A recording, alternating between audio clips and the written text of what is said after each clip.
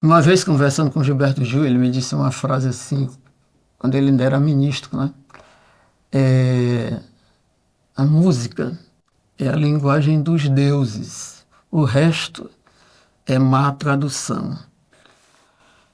Acho que a música ela é memória, ela é história, ela é existência, ela é uma possibilidade que as pessoas têm de se tornar melhores.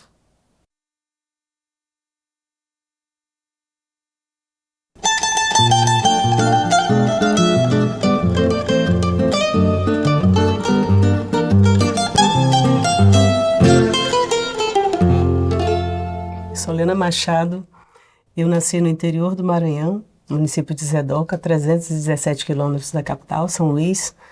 Eu sou Joãozinho Ribeiro, poeta e compositor, nascido no ano de 1955, numa rua chamada Rua Alegre, do bairro Antigo da Coreia, né, que hoje é chamada Vila Paz, né? Eu aprendi a cantar nesse ambiente que não tinha assim nenhuma propensão para indicar que alguém da família ia se envolver com música, né? Na igreja. E da música na igreja, das celebrações, da missa, a gente começou a se reunir ali com um grupinho de amigos no interior e tal, para fazer aquela MPB do violão, né, nos barzinhos. Sou um compositor com mais de 100 músicas gravadas por nomes nacionais e locais, né, com mais uma centena de músicas inéditas, né? E meu processo de criação é um processo bastante livre que percorre quase todas as vertentes da música popular, né? Talvez representando todo esse conjunto que a minha existência e essas ancestralidades produziram na pessoa, né? Na capital, quando eu cheguei, diretamente eu não me envolvi com o cenário musical, mas ali, em meados de 2006, 2007, eu estava sempre cantando nos grandes eventos religiosos, romarias e tal.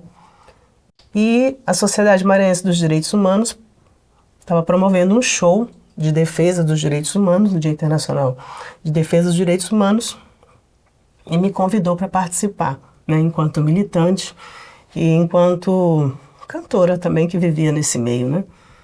O samba, ele coroa a minha existência, assim, participa dela desde a infância, quando meu pai começou a me levar para os desfiles de... Naquele tempo não se chamava muito escola de samba, chamava turma de samba, né? No centro da cidade. Eu me lembro de algumas escolas de turma de sambas que nem existem mais, né? O Duque do Samba, Águia do Samba, que eram escolas dos bairros do Anil, do João Paulo, que eram os celeiros primitivos dessa produção de samba, né? Eu tinha pouca relação com o samba quando eu cheguei em São Luís, né? Eu cantava as coisas que todo mundo cantava nos barzinhos, né? E, por incrível que pareça, eu acho que isso, de uma certa forma, eu não sei, parece que vem, é um chamado, eu não sei, acho que vem da ancestralidade também da gente, eu atribuo a isso, porque depois, o segundo disco que eu lancei foi em 2009, e aí, o que veio? Samba de Minha Aldeia, o título do disco. O samba é um acorde penitente que escancara a madrugada dedilhando a dor da gente. O samba já foi caso de polícia, já foi fato, foi notícia e manchete de jornal. A samba, acho que é a representação da nossa identidade maior. Eu acho que o samba, depois do choro, ou ele junto com o choro, não sei, é o que é mais representativo do Brasil, né? E falando de Maranhão, assim, acho que a gente ainda conhece pouco o samba que é feito aqui. Aliás, eu acho que o maranhense ainda precisa conhecer o que é produzido aqui. Eu acho que o maranhense conhece muito pouco. Quando a gente passa do Estreito dos Mosquitos, quando a gente fala de música popular maranhense, lá no interior, as pessoas conhecem muito pouco, né? Então, acho que esse estado aqui ainda não se olhou no espelho para se reconhecer, eu acho que precisa. Samba é alimento, é sentimento, é nossa voz, coisa de preto. brasileiro como nós. Samba é alimento, é sentimento, é nossa voz. Coisa de preto, brasileiro como nós.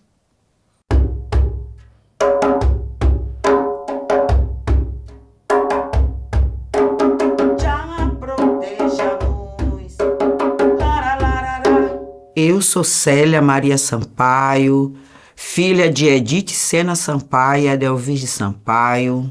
Eu nasci e me criei no bairro da Liberdade, São Luís do Maranhão. Eu sou Carlos Benedito Rodrigues da Silva, um nome longo. Sou paulista, de Campinas, nasci em Campinas. Vim para o Maranhão nos anos 80, 1981, na verdade, que eu cheguei aqui. A primeira vez que lembro de ter cantado reggae foi quando, e foi bem importante também, foi quando nós nos apresentamos, Banda Guetos, no Teatro Arthur Azevedo. Foi a primeira banda a apresentar reggae. Eu fui também a primeira mulher a cantar um reggae dentro do Teatro Arthur Azevedo. Eu comecei a observar o reggae, né, que em todos os lugares que a gente andava, ouvia essa música. Eu conhecia o reggae do Bob Marley, do Jimmy Cliff, do Peter Tosh, era o meu limite, né? E aqui passei a ouvir uma infinidade de outros cantores, de outras vozes. Quando eu fui chamada para gravar pelo MPM de Cara Nova, eu já estava na Guetos, né? Então, logicamente, eu já levei música da minha banda para apresentar, que é Black Power, que foi escolhida, que é a música que me consagrou nessa cena regueira como a dama do reggae, como uma expoente feminina na música. E aí tem várias histórias de como é que foi que esse reggae chegou aqui, né? Não tem uma data precisa, mas a data é os anos 70, né? Porque os anos 70 que o reggae, quando o Bob Marley sai da Jamaica, quando o reggae se dispersa, começa a se dispersar pelo mundo, também coincide com a chegada aqui, né? De várias formas. Marinheiros que traziam os discos. Eu sempre digo, o movimento reggae começa na periferia da cidade de São Luís, esse movimento grande, só que como a gente tem esse vai e vem das pessoas que moram na Baixada, que moram nos interiores da cidade, eles ficam indo e voltando e eles levam. Então eles têm esse vai e vem, aonde leva o que está acontecendo aqui na cidade para lá, porque também eu de vez em quando eu vou nos interiores e eu vejo, é muito forte a cena radioleira no interior. Eu penso que as radiolas tiveram um papel muito grande para dispersar o reggae para o interior do Maranhão, né? Que é interessante, porque a chegada é também pelo interior, né? Com os marinheiros que distribuíam, traziam discos, pagavam alguns serviços com discos, etc. Esses discos iam ficando aqui, vão chegando para a periferia da ilha, principalmente, né? E depois acaba retornando para o interior do estado e se espalhando. Mas é um movimento bastante interessante, porque foi o reggae no Maranhão, ele se desenvolve com os discos, né? Ele se desenvolve pelas radiolas. Mulher negra, fomos arrancadas à força do seio da mãe África. Até hoje nossa dor ainda se faz ouvir.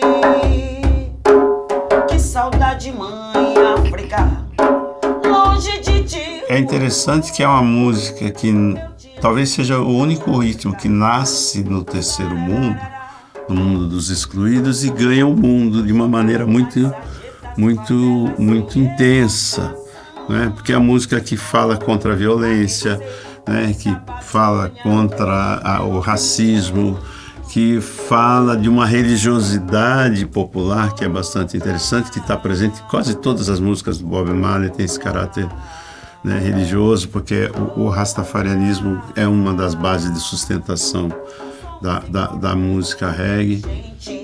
Não resta dúvida, sim, fizemos parte de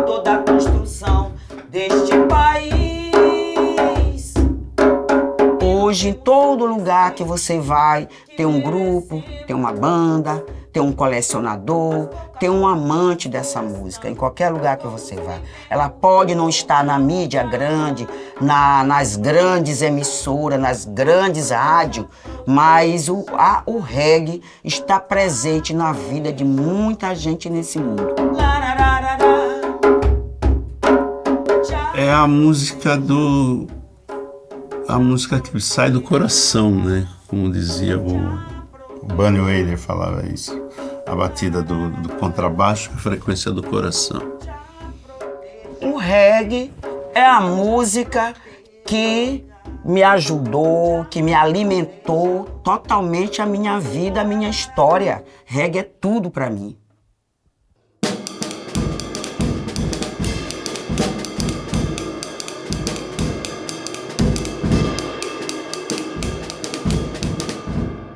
Eu sou Isaías Alves, sou maranhense, natural do bairro de Fátima, um bairro pluricultural daqui da ilha, um berço cultural da ilha.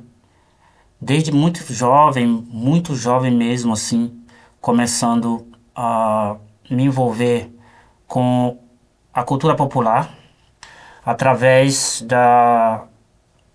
do Bumba Meu Boi. Me chamam Tony Araújo, né? Foi um apelido artístico, né, que eu ganhei quando eu comecei a tocar bateria aos 12 anos de idade, né? Meu nome é Antônio Carlos Araújo, né? E, bom, a partir daquele momento, praticamente em paralelo a adquirir esse apelido, também comecei a ter contato com blues e com jazz, né? Mas sem saber basicamente que era música negra ali sendo feita, né? Eu estudava numa escola Maranata, uma escola da Igreja Batista, e geralmente na hora que eu saía do recreio, eu ia para dentro da igreja, que ficava ao lado, e ia tocar bateria, né? E já fazendo os sotaques naquela época, porque era muito próximo à Casa do Coxinho, a escola onde eu estudava, né? Então todos os dias, hora do recreio, eu saía, ia para dentro do templo, tinha uma bateria, eu ficava tocando, e aí a professora falou isso para minha mãe: o seu filho todo dia ele sai daqui, vai para a igreja e toca. A bateria começou realmente autodidata, né? Eu pegava os meus livros, especialmente de matemática, que eu odiava, né? Então fazia os livros de caixa e montava ali uma percussão no sofá e pegava a música das rádios, a música que tocava na rádio, esperava as músicas que me pareciam mais interessantes tocarem para poder emular na bateria, né? E só posteriormente fui pegar noções de aula mesmo formais, né, de bateria, mas a priori o músico de ouvido que se formou, né, a partir da escuta das rádios e das fitas. O primeiro disco de jazz que eu ouvi na minha vida, eu acho que eu era da pré-adolescência para a juventude, o Art Blakey. E aí eu comecei a relacionar: nossa, isso é muito parecido com o nosso toque, é muito parecido, todas as conduções, as conduções tercinadas, é muito parecido com o sotaque de Pindaré ou o crivador do tambor de crioula. Eu comecei a perceber que, nossa, essa condução parece muito com o meião do tambor de crioula.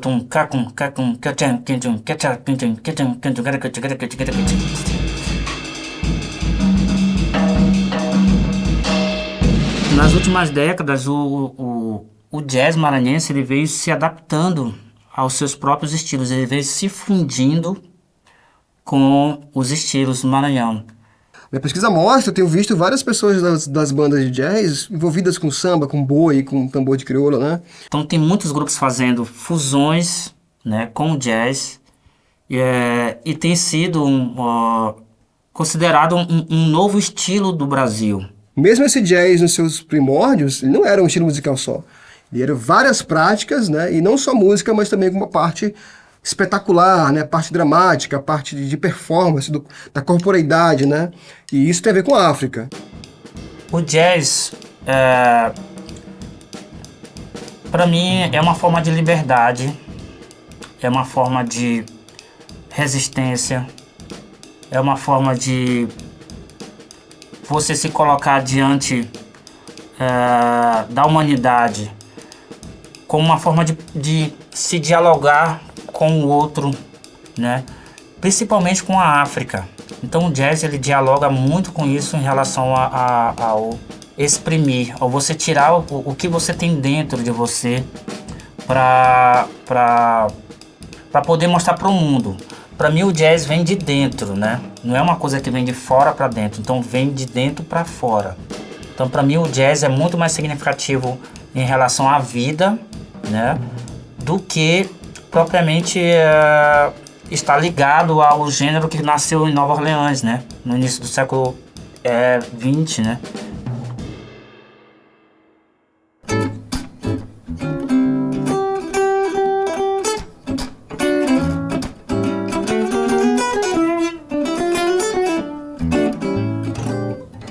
Meu nome é Jair Torres e Silva, nasci em Colinas, Maranhão, cidade aqui da parte sul do Maranhão.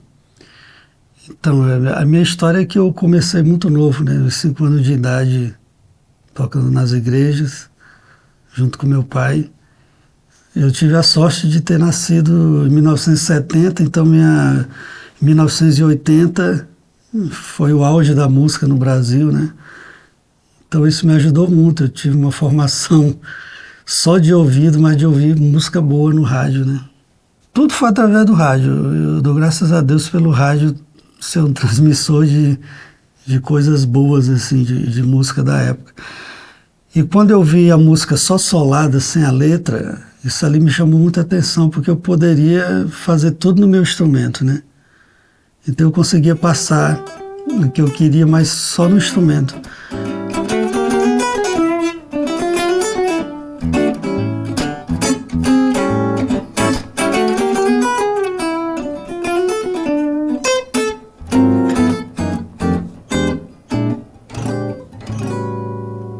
A gente sabe que o blues ele nasceu de um sofrimento de um povo, né, que vivia escravizado e tal. E à noite eles se reuniam e cantavam uma música de lamento. É mais uma música de lamento. E dentro da música, da harmonia, existe vários acordes que na hora que você toca, ele remete àquele estilo. Então o blues tem uma harmonia específica. Então a gente percebe que é uma música feita por pessoas pobres, trabalhadoras, né? E que tem aí na música essa forma de expressão de si, né? De expressar o seu cotidiano e registrar suas memórias, né? E, enfim, e tem esse conteúdo, né, de resistência através da própria modulação das notas da escala, né, europeia, né? De você temperar a terceira e a sétima nota, né? Depois a quinta nota, né? Então essas deturpações dessa música do diabo, né, dessa devil music, que também era uma música do diabo para aqueles negros que tinham sido, por exemplo, uma lembrança dos seus tempos de escravidão, né, mas enfim, e que expressava esse cotidiano de sofrimento, mas também de pessoas que projetavam na música essa emancipação, né, e que registravam essas memórias importantes para outras pessoas, né, gerações posteriores. Então também poderíamos dizer que a música é uma música, blues é uma música do negro revoltado. Geralmente todo mundo que faz uma música, né, assim, que chega num patamar, ele sempre teve uma trajetória bem dura, né? Todo movimento social, ela tem que ter uma música ali, nem que seja de fundo ou presente, né? Então a música ela tem esse poder de mudar muita coisa.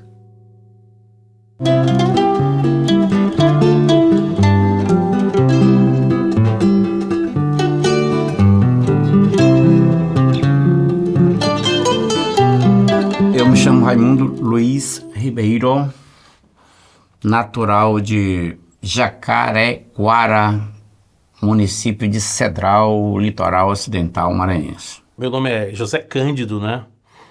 Daí o Zeca, né? Eu sou ludovicense mesmo, natural aqui da ilha. Zema Ribeiro, São Luís do Maranhão, 1981, jornalista, né, um apaixonado por música. A gente considera, né, que os pioneiros, os precursores do chorinho, quando se estuda um pouco a história do choro, foi a Chiquinha Gonzaga e o flautista Antônio Calado, né? Sempre a gente cita os dois, como se ali tivesse começado essa coisa do choro, né? Apesar de muita gente dizer que o choro nasce no Rio de Janeiro, mas não tem uma precisão histórica para dizer que começa lá. Era assim. Tem várias praças que a gente percebe o surgimento de uma música nova simultaneamente. Por que eu digo isso? Porque, por exemplo, no acervo de João Moana, que fazia pesquisa de partituras musicais, já ali no começo do século XX, já tinha muita peça de choro nesse acervo, de compositores maranhenses, né? Antônio Raiol, uns caras que eram até voltados mais para a música erudita, mas que também faziam choro. O caso de Antônio Raiol, né? O Catulo da Paixão Cearense, que também é maranhense, também fazia choro, tem parcerias com o João Pernambuco. Então essas coisas elas vão se misturando, aí a gente não sabe aonde começa o Maranhão, aonde começa o Rio de Janeiro, aonde começa São Paulo, elas vão acontecendo simultaneamente. É um dos primeiros gêneros musicais brasileiros, genuinamente brasileiro, que veio lá da música europeia, da polca, da valsa, misturando com o lundum, que veio lá dos escravos, e nasceu a música brasileira, que é o choro, né? E ele é abrasileirado quando ele é impregnado da influência africana, né? Que aí um dos pioneiros foi Pixinguinha também, de trazer essa carga de negritude para o choro. Chamam o choro de uma música marginal no sentido de viver à margem, vamos dizer assim, à margem de sucesso, né? Antigamente era visto, né, como coisa de vagabundo, de beberrão, depois é que ganha um status de grande música e hoje é cultuado no Brasil todo como, acho que paralelo com o samba, talvez a coisa mais representativa do Brasil, né, assim. É Brasil, a identidade do brasileiro, né? Então tá aí o choro, né, como eu falei, que as pessoas dizem que o choro é marginal porque vive à margem do sucesso, mas ele tá aí. Ele tá aí, tá vivo, tá forte e não vai acabar nunca, porque o brasileiro se vê ali naquela música.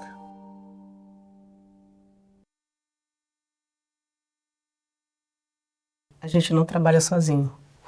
E a gente precisa de muitas pessoas no entorno e de saber trabalhar em equipe, de saber articular pessoas, sentimentos, vocações, talentos, dons, né? Profissões. Então, assim, a gente quando vai pensar um show, quando vai pensar um trabalho gravado, tem sempre muita gente no entorno disso, né? Então, tem certamente que tem uma mobilização muito grande, né? Uma dinâmica de comércio em torno do reggae, que não é só ir para a festa e dançar, né? Que ele abre espaços, né, para comércio de comidas, de bebidas. As pessoas que vão assistir precisam disso, né? Os músicos que vão ganhar com você, entendeu? Então, muita gente fomenta e trabalha esse lado comercial através da música e através da música reggae aqui pra gente. Quer dizer, você tem um grupo de músicos no palco tocando, cantando, se divertindo, e no entorno tem gente comendo, tem gente bebendo, tem gente vendendo um artesanato, vendendo um livro usado, vendendo um vinil de choro ou não. O comércio informal que se agrega ao redor ali daquele ambiente, né? Ou o próprio comércio no ambiente, né? Aí eu vou precisar de garçom, eu vou precisar de bebida, eu vou precisar... Então, a economia toda gira, entendeu? A economia comercial, essa parte que fica mais por trás digamos assim, das cortinas, né? Que são os técnicos. Então, a economia gira.